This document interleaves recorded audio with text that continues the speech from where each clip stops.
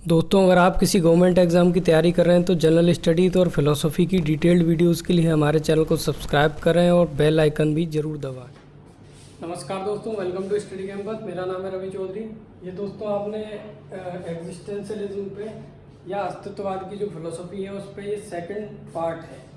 इस पर मैं पहला पार्ट बना चुका हूँ और अगर आप में से किसी ने भी अगर वो ना देखा हो तो प्लीज़ पहले उसको ज़रूर देख लें, क्योंकि सेकंड पार्ट है, समझ में नहीं आएगा। जिस किसी ने भी ये देख लिया है पहला पार्ट, उनके लिए आपको पता ही होगा कि जैसे पहली जो वीडियो थी वो बेसिक्स पर थी, ये भी उसके बेसिक्स पर ही है एग्जिस्टेंशियलिज्म के। इसको भी समझने के बाद में इसके बाद में जो अगला जो फिलोसफी होगी वो किरकेगार्ड पर वीडियो आएगी और इसको समझने में आपको आगे कोई दिक्कत नहीं होगी। इसे पूरा देखें वीडियो को। जो लोग नए हैं वो चैनल को सब्सक्राइब कर लें और वीडियो अच्छी आती लगती है तो उसे लाइक किया करें वीडियो को और अपनी रिव्यूज़ दिया करो कि आखिर कैसा समझ में आ रहा है आपको। तो शुरुआत करते हैं। इसमें कल मैंने आपको बताया था कि यार ये ह्यूमन सेंट्रिक फिलोसफी है। ध्यान किस पर ज़्यादा दे रहे हैं? ये बीइंग से ज़्यादा बिकमिंग पर ध्यान दे रहे हैं। इन्होंने जो फिलोसोफर्स हैं उनकी क्रिटिसिज्म की थी कि यार आपकी जो फिलोसफी है वो पूरा एक फिलोसफिकल सिस्टम आपने दे दिया है, पूरी थ्योरी दे दी, लेकिन क्या उससे कहीं भी जो ह्यूमन की डे टू डे प्रॉब्लम्स हैं वो पूरी तरह ख़त्म हो जा रही हैं या कम हो जा रही हैं? नहीं हो रही हैं। ये हमने इसका देखा था। और इसमें एक लास्ट चीज़ जो हमने देखी थी जो इम्पोर्टेंट थी वो थी कि इन्होंने सबसे ज़्यादा इम्पोर्टेंट दोस्तों किस चीज़ को दिया था? Freedom and choice. ये दो चीज़ सबसे ज़्यादा इम्पोर्टेंट है इनकी फिलोसफी में। थोड़ा बहुत समझाया भी था कल मैंने कि आखिर कैसे हैं और आगे और डिटेल में समझेंगे इनमें। तो फ्रीडम और चॉइस को इन्होंने बहुत ज़्यादा महत्व दिया है। वहीं से एक सेंटेंस एक निकल के आता है that I becomes what and how I chose to, कि मैं वही बन जाता हूँ, ठीक है, जो मैं बनने की कोशिश करता हूँ या चाहता हूँ, या जिस तरह से मैं उसके लिए एफर्ट लगाता हूँ या जो मैं कोशिश उसके लिए करता हूँ। मतलब ये है कि भाई हमारा कोई एसेंस नहीं है, ये एसेंस को नहीं मानते। Human have no essence. हमारा जो एसेंस है वो हम खुद क्रिएट करेंगे। I will create my own essence, ये वाली बात ये कहते हैं।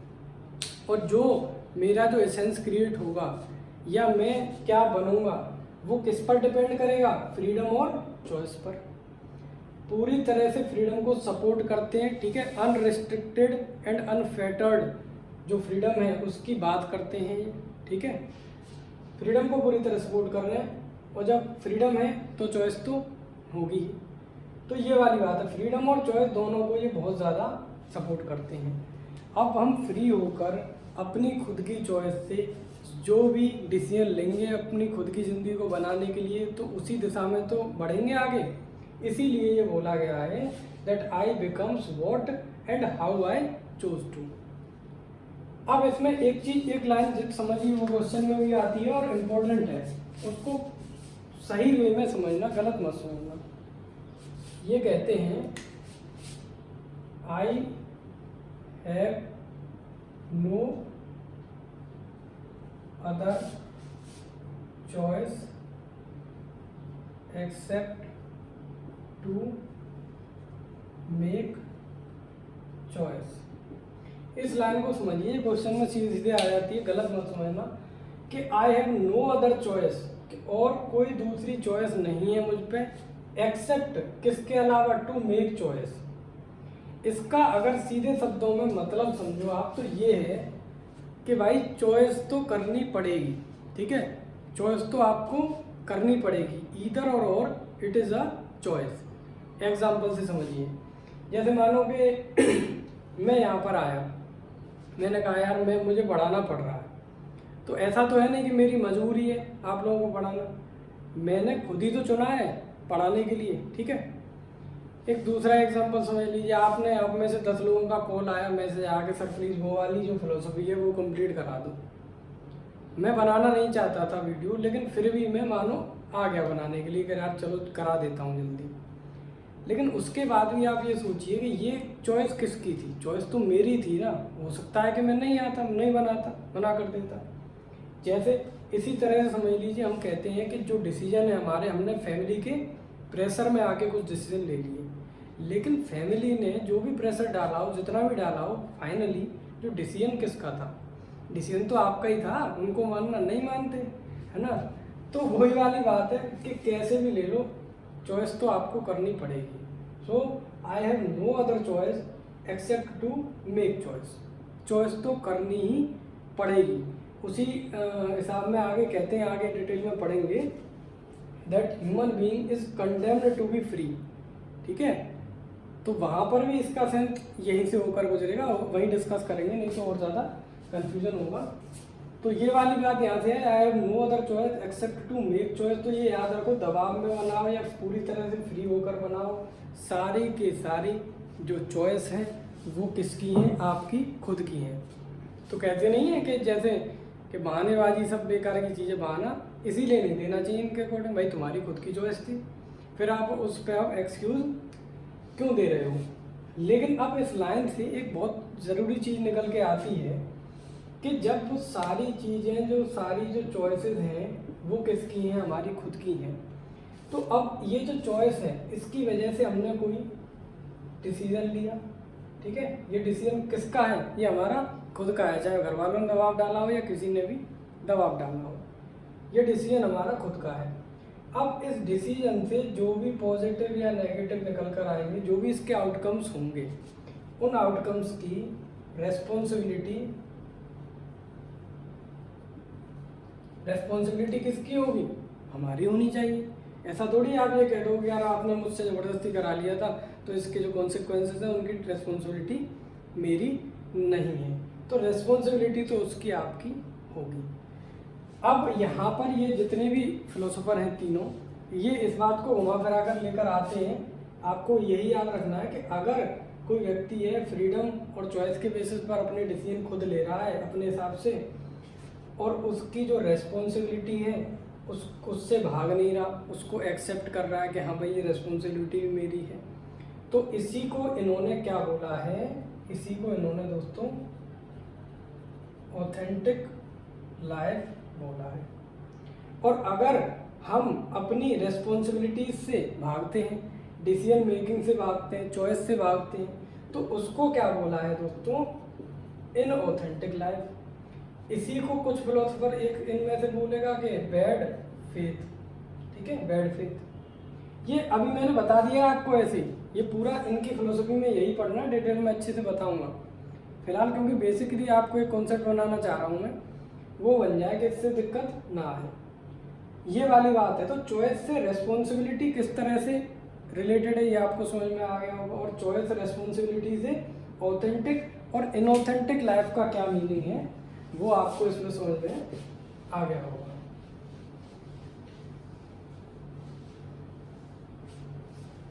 दोस्तों वीडियो आपको पसंद आती है तो इनको थोड़ा शेयर किया करो, क्योंकि एक्चुअली मैं वीडियो बना रहा हूँ बहुत दिन से।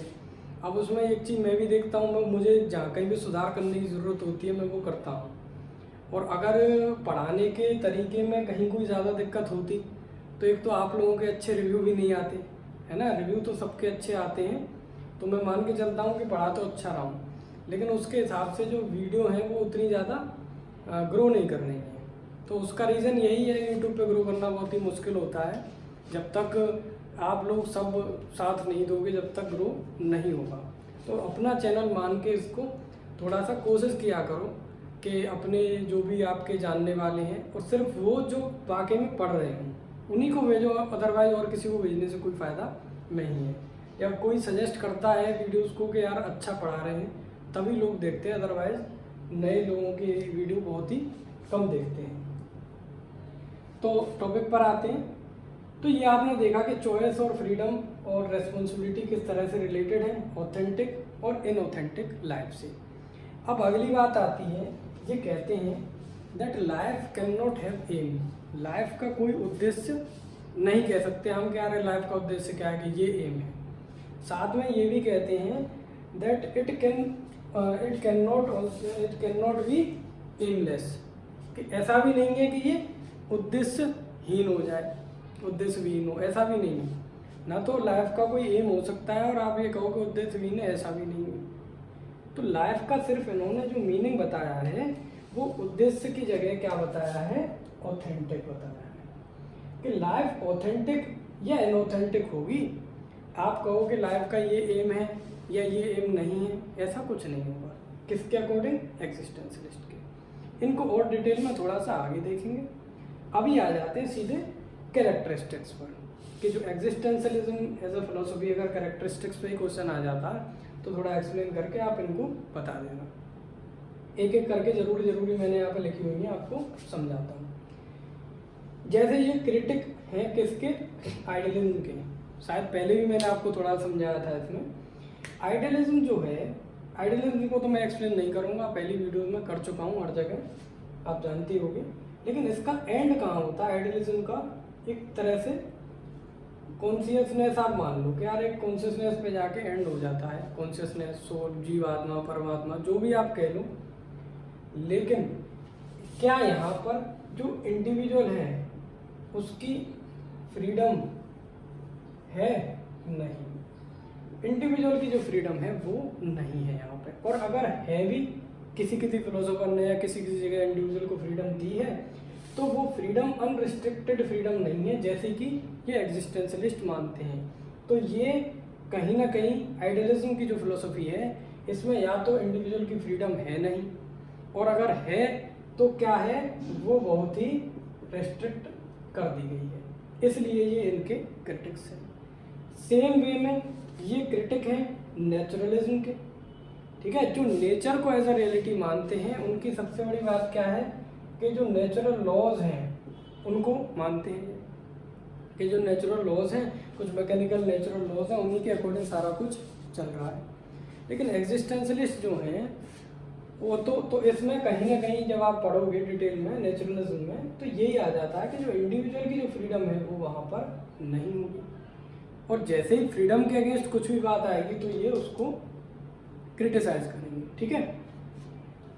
ऐसे ही साइंटिफिक जो फिलोसफी है, साइंटिफिक फिलोसफी, उसको भी ये क्रिटिसाइज करते हैं। एक तरह से आप कह लीजिए कि साइंस की जो कहते हैं लोग, साइंस को ही बढ़ावा दो, उस चीज़ को कहीं ना कहीं ये क्रिटिसाइज करते हैं। क्रिटिसाइज करने का कारण क्या है, ये कहते हैं कि साइंस की वजह से हो क्या रहा है कि हर चीज़ का एक तरह से मैकेनाइजेशन हो जा रहा है। ह्यूमन बीइंग की जो इम्पोर्टेंस है वो कहीं ना कहीं कम होती चली जा रही है। हर चीज़ का मैकेनाइजेशन हो रहा है, कंप्यूटराइजेशन हो रहा है। और अगर कहीं ह्यूमन है भी, ठीक है, तो उसको किस तरह से ट्रीट किया जा रहा है, एक मशीन की तरह। अर्बनाइजेशन हो रहा है, इंडस्ट्रियलाइजेशन, अर्बनाइजेशन, इन सब चीज़ों की वजह से क्या हुआ है कि ह्यूमन को कैसे ट्रीट किया जा रहा है, किस तरह से, एक मशीन की तरह। उसकी जो वैल्यूज़ हैं, उसकी फ्रीडम है, उसकी चॉइस है, उनको कहीं ना कहीं जो इम्पोर्टेंस है, जो महत्व है, वो बहुत ही ज़्यादा कम दिया जा रहा है।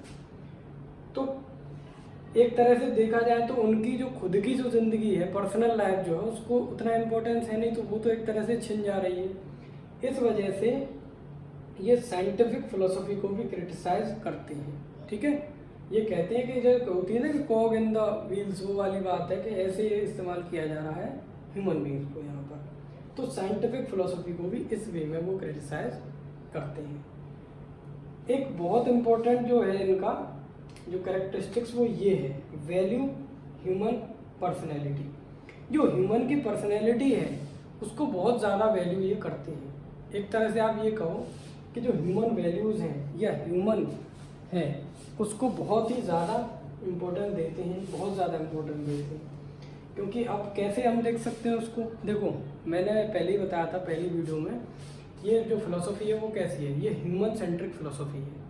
जितनी भी चीज़ें हैं सबको, हर चीज़ से ऊपर मानते हैं ये ह्यूमन को, ठीक है। गॉड से, वर्ल्ड से, किसी भी चीज़ को ले लो आप, इनके लिए सबसे ज़्यादा सुप्रीम क्या है, ह्यूमन है। अब ह्यूमन सुप्रीम है तो ह्यूमन वैल्यूज़ की जो बात तो आएगी आएगी। वहाँ पर ये एक बात और कहते हैं कि जैसे सोसाइटल लॉज हैं, सोसाइटी है या सोशल इंस्टीट्यूशंस हैं या कोई अदर टाइप के इंस्टीट्यूशंस हैं, वहाँ पर ये कहते हैं कि वो मैन के लिए बनाए गए हैं, ना कि उल्टा हो इसके वाइस वर्सा पॉसिबल नहीं है, ठीक है। सोसाइटी और societal norms are for the man, man is not for society. समझे बात, इसका कहने का मतलब ऐसा नहीं है सोसाइटी को नहीं मान रहे, लेकिन जो प्राइम इम्पोर्टेंस जो है सोसाइटी से भी ज़्यादा किसको दिया जा रहा है, इंडिविजुअल को दिया जा रहा है। तो ये वाली बात है कि भाई ह्यूमन वैल्यू जहाँ पर बात आएगी तो वो ये सबसे ज़्यादा इम्पोर्टेंस देंगे। जितने भी कोई अगर सोशल नॉर्म्स हो गए, कोई से अगर कोई नया लॉ बन गया, कोई नॉर्म्स हो गए, अगर कहीं भी वो ह्यूमन फ्रीडम को या चॉइसेस को रेस्ट्रिक्ट कर रहे हैं तो ये क्या बोलेंगे, उसको रिजेक्ट कर देंगे। ठीक है। अगली है दैट ये जो फिलोसफी है, the philosophy of existentialism, it is said to be born out of despair. जो निराशा है, कहते हैं कि ये निराशा से जन्मी है ये जो फिलोसफी है।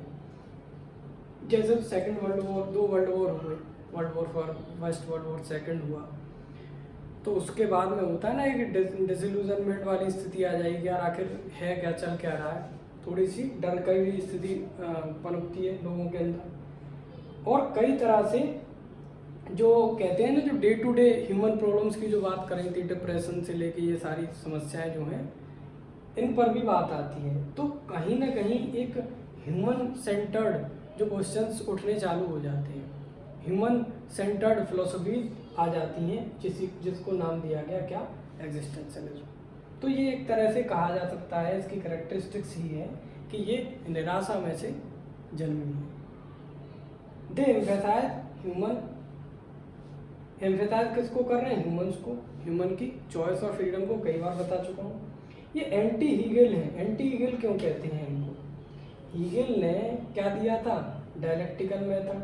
ठीक है, डायलेक्टिकल मेथड दिया था हीगल ने, एक एब्सोल्यूट आइडिया बता दिया था कि भाई एक एब्सोल्यूट आइडिया है और उसी एब्सोल्यूट आइडिया में सब कुछ है, वहीं से निकल रहा है सब कुछ। अब ये मैं क्यों कह रहा हूँ, इसी चीज़ों को, ऐसी ही चीज़ों को तो ये कहते हैं कि यार आप ये ऐसे ऐसे कॉन्सेप्ट देकर चले जा रहे हो, एब्सोल्यूट आइडिया, डायलेक्टिकल मेथड, क्या इससे day to day human problem solve हो रही है, नहीं हो रही। ठीक है, इसीलिए इसको एंटी हीगल बोला जाता है। क्यों, ये क्या कहते हैं, एग्जिस्टेंशियलिज्म कहते हैं यार इसमें ह्यूमन की फ्रीडम कहाँ है, और अगर है तो बहुत कम है, आपने तो पूरी तरह से उसको रेस्ट्रिक्ट करके रख दिया।